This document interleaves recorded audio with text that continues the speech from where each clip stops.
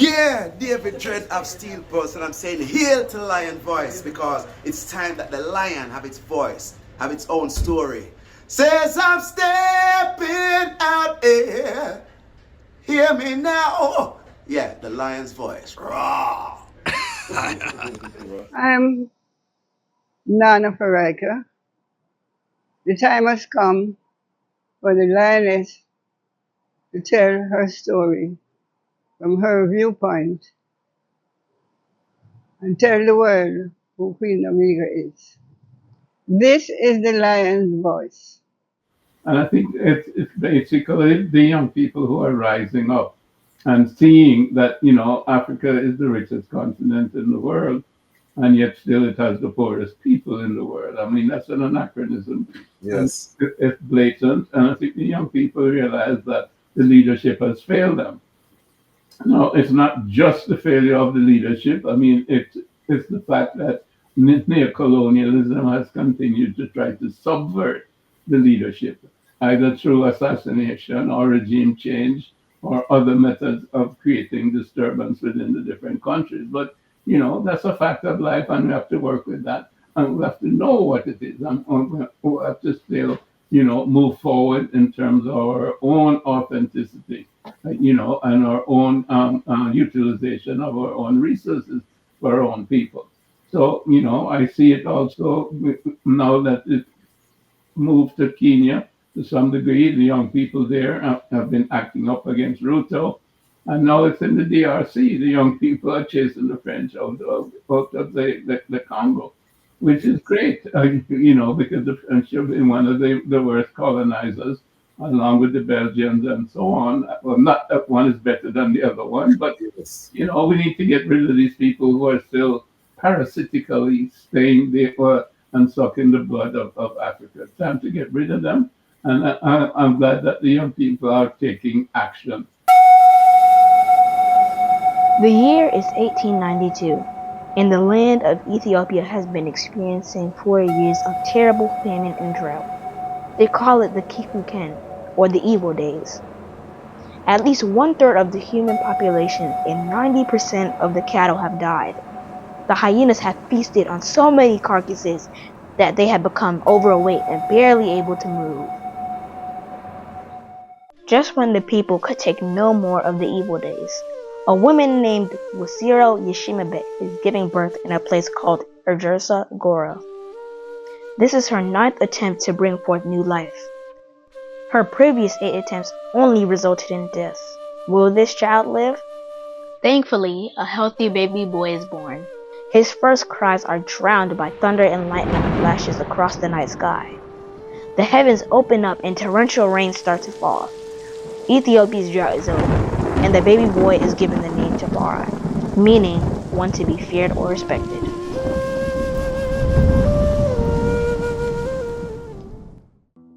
Lich Tafari's father, Ras Makonnen, is a very important man in 1892 Ethiopia. Although he is overjoyed at the birth of his newborn son, he cannot spend much time with him.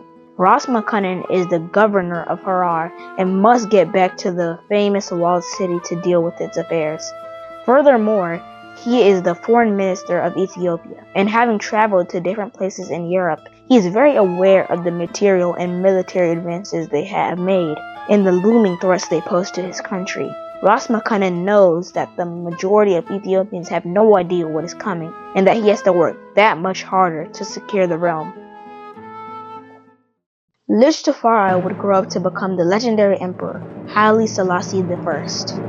To understand his journey, we must first understand the Ethiopia that he was inheriting, and what it was like when he was born in 1892.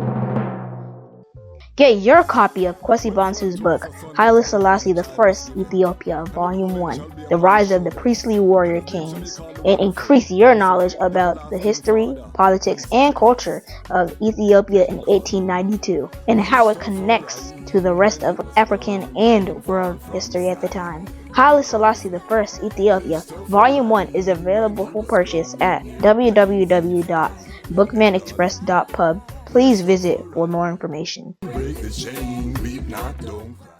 Give thanks And how do you feel about what's happening on the continent right now with the Sahel states, Burkina Faso, Mali, Niger? You know, some of your dad's greatest vision seemed to be manifesting in a way that we didn't anticipate. You know, we would never have said that this, revolution would be coming from these countries. You know, we would have thought some of the bigger countries would be leading, but these smaller states that were kind of backwater in terms of the world estimation are really blazing a trail. We're seeing Ibrahim Traore's face popping up all over Kenya, minibuses all over the continent.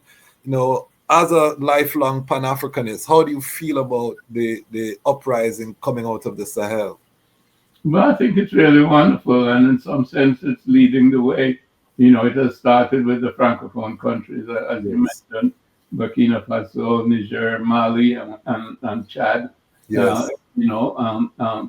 those states have been continually colonized by France and have been invaded, shall we say, by the terrorists, the Islamic terrorists and so on, that are somehow, supported by people who want to continue Yes. raping Africa of its resources and destabilizing the continent as a whole.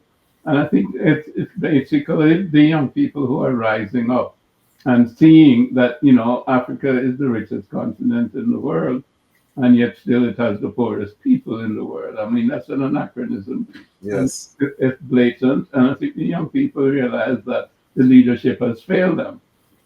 No, it's not just the failure of the leadership. I mean, it's the fact that neocolonialism has continued to try to subvert the leadership, either through assassination or regime change or other methods of creating disturbance within the different countries. But, that's a fact of life, and we have to work with that. And we have to know what it is. And we have to still, move forward in terms of our own authenticity, and our own utilization of our own resources for our own people. So, I see it also now that it moved to Kenya to some degree. The young people there have been acting up against Ruto. And now it's in the DRC. The young people are chasing the French out of the Congo, which is great, because the French have been one of the worst colonizers, along with the Belgians and so on. Well, not that one is better than the other one, but Yes. we need to get rid of these people who are still parasitically staying there and sucking the blood of Africa. It's time to get rid of them.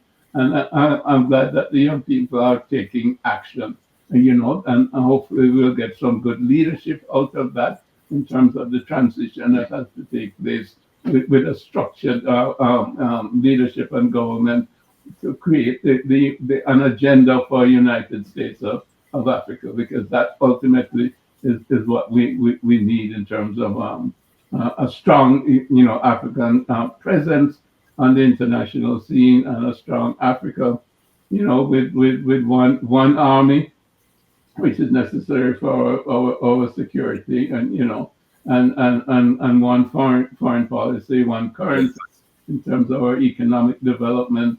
There's the continental free trade agreement that can only work with one government. They have one customs union and so on and so forth. So those things are to come, but I think that, there are positive signs with the young people acting up, so to speak. What do you think the role of the diaspora is in this revolution? One of the things that because we've seen coup d'etats before, we've seen military uprisings.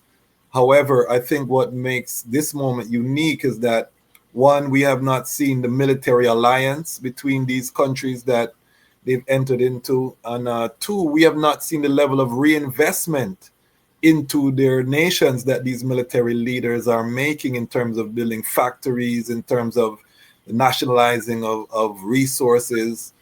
We haven't seen this on this scale. I've just told that Ambassador Eric Kana is trying to facilitate citizenship to Burkina Faso. There's a lot of activity that's happening, but what can realistically, or what would you advise as the diaspora that is watching this unfold? How can we play a role? Well, as you know, many of the diaspora are returning Yes. to Africa. I think Ghana just gave, I don't know, 500. 534. Some of my brethren are there. I just bought some land in Ghana, so I'm part of this movement that you're talking about. There you go. There you go. And Benin has just announced also, of repatriation and citizenship and so on. So this is one way, to help the continent. Of course, the other way is shall we say, tourism, to go there, see the place, and enjoy what's there, because again, the diversity of the landscape, etc., and the cultural milieu is very entertaining. So that's another way. But also the other way is to invest, financially, and with programs. As you know, Africa has 60% of the arable land of the world that's not cultivated. So farming is a great way to go. Tremendous mineral wealth. I mean, all the way to from gold and diamonds to coltan, etc. And all the heavy metals that are needed in terms of the innovations and that are coming down now in terms of AI and what have you. So it's a great continent. It has a great future. It has a large number of young people. If we need to be able to help them with education and the skill set that we have in the diaspora. So those are some of the areas that we can work with. As you know, CARICOM has a relationship now with the AU. So that's something that is happening. Generally speaking, we're supposed to be the sixth region in terms of the diaspora. So, again, that trade is being encouraged. The African Exim Bank and so on, has a couple of $1 billion there to help with trade and investment between the diaspora and the continent. So those ties have to be strengthened in order for African development to really, sort of take off and move at a pace that we'll all be, happy with.